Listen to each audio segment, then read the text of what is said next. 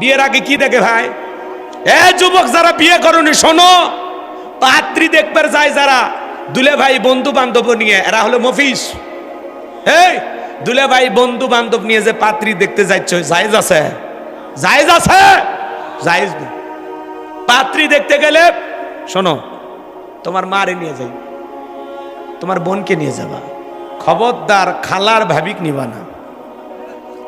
খালা চাইবে মেয়ে দেখতে যতই সুন্দর হোক, বলবে হ আমার লাভলি আসছে ভালো, তার মানে আমার ঘরে তো একটা লাভলি আছে, চাচ্ছে যে আমার বোনের বেটা অন্য জায়গায় বিয়ে হবি কে, আমার মেয়েই তো আছে। কথা খালা চাইবে না অন্য জায়গায় বিয়ে হোক, কথা কি বলছেন? আর শোনেন শোনেন, আর ভাবিকে নিয়ে গেলে সমস্যা হবে। এটা কি? ভাবি চাইবে যে ভাবির চাইতে বেশি সুন্দরী যেন ওই বাড়িতে না আসে, তাহলে ভাবির কদর আদর যত্ন দামটা কমে যাবে, ভাবির মূল্যায়ন থাকবে না। এই জন্য ভাবি চাইবে না তার চাইতে সুন্দরী কেউ ওই বাড়িতে আসুক। এই জন্য দুই মহিলাকে মাইনাস করে বিয়ে করবে যাবে। আর কারে নিয়ে যাবা? মা আর বোন। মা চাইবে আমার ছেলের যেন চাঁদের মতো একটা বউ হয়, কথা কন। আর বোন চাইবে আমার ভাইয়ের যেন রাজকুমারীর মতো একটা ভাবি হয়। এই দুইটা মানুষের মধ্যে ভেজাল না। সামনে চাই আরো কথা আছে, রাগ করো তোমরা। যুবক যারা আসছো বাবা, নিরাশ হয় না, তোমাদের জন্য স্পেশাল আলোচনা মাতার মেমোরিতে সেভ করা আছে, সময় মতো ডাউনলোড দিয়ে শোনায় দেব। মা বোন যারা বসে আছেন অপেক্ষা করেন, আপনাদের জন্য আলোচনা হবে, কথা বলেন ঠিক কে না। এইবার লোকমান হাকিমের সন্তান যখন বাবার পরিচয় দিলেন, সবাই আদর করতে লাগলেন, ভালোবাসা দিতে লাগলেন, থাকার জায়গা দিলেন, ঘুমানোর ব্যবস্থা করে দিলেন। এইবার সবাই ডেকে বলে বাবা, এলাকা একটা সুন্দরী মেয়ে আছে, আমরা চাই তুমি মেয়েটাকে বিবাহ করো। লোকমান হাকিমের সন্তান এই কথা শোনার পরে বাবার কথা মনে হয়ে গেল। বাবা আগেই বলেছে এলাকায় যাওয়ার পর একটা মেয়ে আছে, খবরদার ওই মেয়েকে বিবাহ করবা না, করলেই বিপদ হবে। লোকজন ডেকে বলে বাবা বিয়ে করো আর না করো, পাত্রীটা দেখো। কি দেখো? এই লোকমান হাকিমের ছেলে পাত্রী দেখতে গেছে। মেয়েটা দেখতে এত সুন্দরী ভাই, সেই সময়ের বিশ্ব সুন্দরী বললেও ভুল হবে না।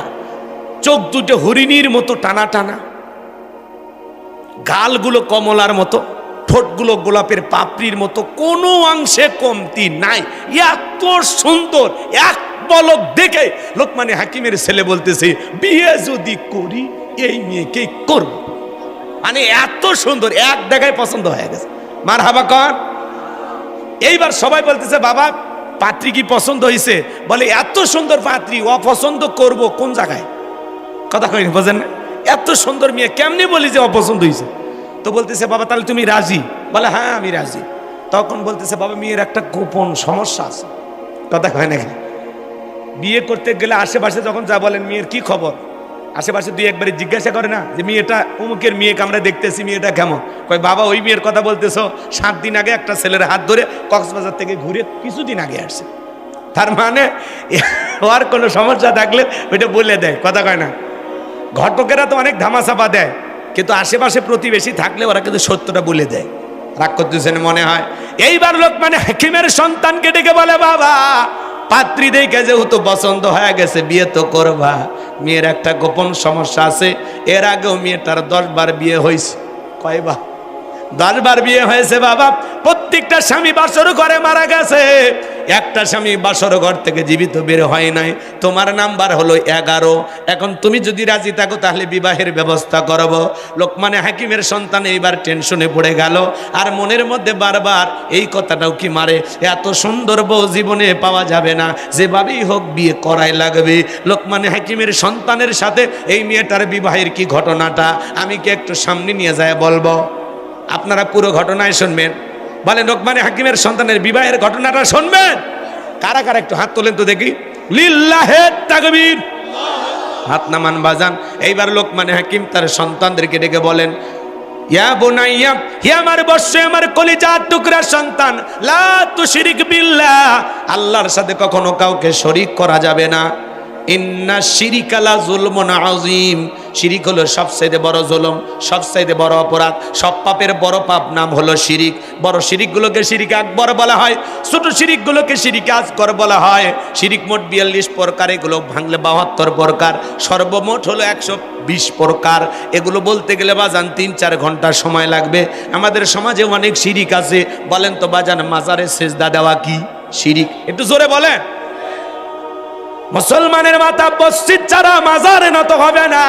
ইয়্যাকা না'বুদু ওয়া ইয়্যাকা নাস্তাঈন, তোমার ইবাদত করি, তোমার গোলামি করি, সাহায্য তোমার কাছে চাই। তাহলে সেজদা মাজারে না মসজিদে?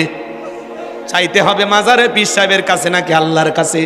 ফাইদা ফারাগতা ফানসাব ওয়া ইলা রাব্বিকা ফারগাব, বান্দা যখন তুমি নিঃশ্বাস হয়ে দুর্বল হইবা, তোমার শূন্য হাতটা আমি আল্লাহর দিকে পেতে ধরো, তোমার শূন্য হাতটা আমি আল্লাহ পাক পূর্ণ বানায় ফেরত দিব। বলুন সুবহানাল্লাহ। মা বোন যারা আলোচনা শুনতেছেন, মা কোনো মাজারে গিয়ে সন্তান চাইবেন না। সন্তান যদি চাওয়া লাগে যাই নামাজে চাইবেন আল্লাহর কাছে। কথা বলেন। মাজারে ছাগল মান্নত করে, গরু ছাগল নিয়ে মাজারে দৌড়ে, আছে না নাই? খবরদার, ভালো হয়ে যান। নারী পুরুষ একত্রে হয়ে গান গায়, দেখেননি কি স্লোগান? বাবা আমি তোমায় ভালোবাসি, তোমার শরণ সুমিতে বাবা, তোমার কাছে আসি গো বাবা, আমি তোমায় ভালোবাসি। যেই মহিলা স্বামীকে বাদ দিয়ে পীরের ফাটা পায়ে চুমা খায়, ওই নারীর চরিত্রে ঠিক নাই। আপনার বউকে ধমক দিয়ে বলবেন, এ শোন এদিকে আয়, আয় জান্নাতে যাবি, আয়। আয়েশা, ফাতেমা, খাতিজা, হাজেরা, আসিয়া, মারিয়াম, এ সমস্ত নারীদের জীবনী কিনে দিবেন, যেগুলো সব জান্নাতি নারী। এদের জীবনী পর, এইভাবে জীবন গড়, তারপরে মর, জান্নাতের রাস্তা ধর। আপনি বউকে পীর সাহেবের কাছে পাঠিয়ে দেন, আপনি কি দুর্বল? হ্যাঁ, এই আপনার বউ কেন মাজারে যাবে? কেন পীর সাহেবের কাছে যাবে? ভালো হয়ে যান, ভালো হয়ে যান। খবরদার, কারো বউ মাজারে পাঠাবেন না। মাজারে পীর সাহেবের ক্ষমতা আছে। ছাগল মান্নত করে, গরু মান্নত করে যে আপনি টাকা পয়সা বিলিয়ে ওই জায়গায় যে সন্তান চাচ্ছেন, মাজারে পীর সাহেবের বাপের ক্ষমতা আছে আপনাকে ছেলে মেয়ে দেওয়া। ছেলে মেয়ে দেওয়ার মালিককে চাইতে হবে কার কাছে? ইব্রাহিম খলিলুল্লাহ 86 বছর বয়সে আল্লাহর কাছে চেয়েছিলেন, আল্লাহর কাছে। 86 বছর বয়সে আল্লাহ বাবা বানাইছে। চাইতে হবে কার কাছে? মনে যেন থাকে বাজান, গভীর মনোযোগ দিয়ে কথাগুলো শুনে যান। এদিক সেদিক যাওয়ার কোনো সুযোগ নাই। মাজারে সেজদা দেওয়া শিরিক, পীরের পায়ে সেজদা দেওয়া শিরিক, নেতার পায়ে সেজদা দেওয়া শিরিক। কথা বলেন। টিয়া পাখির কাছে যা ভাগ্য গণনা করা শিরিক। আপনার তকদিরে আগামীকাল কি হবে আল্লাহ ছাড়া দুনিয়ার কোনো মানুষ জানে না, নাকি আমেরিকার নাসা বিজ্ঞানী জানে? কথা বলেন। আমেরিকার নাসা বিজ্ঞানী দেখেন ওরা কত দূর এগিয়ে গেছে, মহাকাশ গবেষণা করে, মহাশূন্য নিয়ে গবেষণা করে।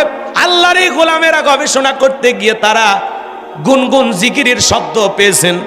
এই নাসা বিজ্ঞানী, আল্লাহর এই গোলামেরা বলেছেন যে আমরা গুনগুন যে শব্দটা পেয়েছি, আমাদের মনে হয় আজ থেকে 1500 বছর আগে বিশ্বনবী যে ভবিষ্যৎবাণী দিয়েছেন, আমাদের কাছে মনে হয় লক্ষ লক্ষ মানুষ এক জায়গায় গুনগুন হয়ে একটা জিকিরি করতেছেন। মনে হয় এটা ফেরেশতাদের জিকিরি করার আওয়াজ। বলুন সুবহানাল্লাহ। আমেরিকার নাসা, আল্লাহর এই গোলামেরা তথ্য পেয়েছে যে মহাকাশে আমরা এরকম শব্দ শুনতে পাচ্ছি যে কয়েক লক্ষ মানুষ এক জায়গায় হয়ে মনে হয় কিছু একটা জপতেছে। ওরা তো বোঝেনি, বোঝেন না? ওই আওয়াজটা এখনো পুরো পৃথিবীবাসীর সামনে ওরা প্রকাশ করেনি। আমরা বলতে চাই, আওয়াজটা যখন প্রকাশ হবে তখন আমরা বুঝতে পারবো।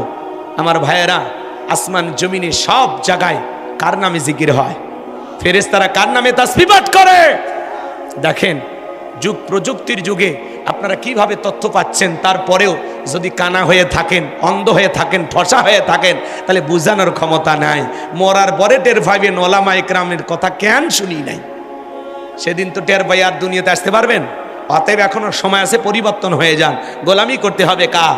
কোনো বাবার না, কোনো মাজারের না, কোনো নেতার না, গোলামি করতে হবে রবের। আল্লাহ যেন বুঝ দান করেন। জোরে বলুন আমিন।